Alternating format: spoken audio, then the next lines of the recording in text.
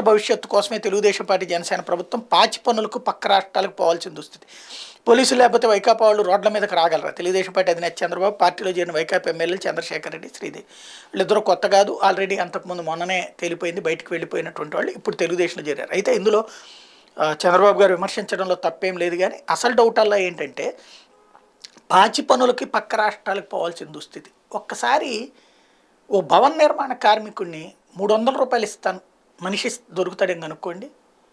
లేదు పోనీ ఈ పాచి పనులకే నెలకు ఒక 1500 రూపాయలు ఇస్తాను, నాకు 10 మంది మనుషులను పంపించండి, నేనే తీసుకుంటా.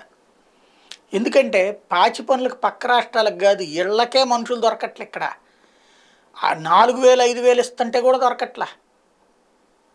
పని మనుషులు దొరకట్లేదురా మొర్రో అంటే పాచి పనులకు పక్క రాష్ట్రాలకు వెళ్ళాలి, ఇక్కడ పనులకు ఎవడు దొరకట్లేదంటే వెర్రితనంగా ఉంటుంది. ఇవాళ రోజున వాస్తవంగా చెప్పాలంటే లేబర్ దొరకట్లా. అది ఇతర రాష్ట్రాలకు పోయి కాదు, ఇక్కడ కాస్ట్ పెంచేశారు, ప్లస్ వాటి మీద ఇంట్రెస్ట్ చూపెట్టట్లేదు. ఈవెన్ బార్బర్ షాప్లో పని చేయడానికి ఎక్కడో ఉత్తరప్రదేశ్ నుంచి వాళ్ళందరినీ తెచ్చుకుంటుంటే ఆ స్థాయిలో మన దగ్గర పెరిగిపోయిందో అని చెప్పి వాళ్ళందరూ మొత్తుకుంటుంటే ఆయా వ్యాపారస్తులు ఇక్కడ పాచి పనులు కూడా పక్క రాష్ట్రాలకు వెళ్తున్నారు, ఇక్కడ ఏం దొరకట్లేదు అంటే వెర్రితనంగా ఉండదా? కొంచెమైనా ఆలోచించేటువంటి కాన్సెప్ట్ అయితే కనిపించదు కదంతే.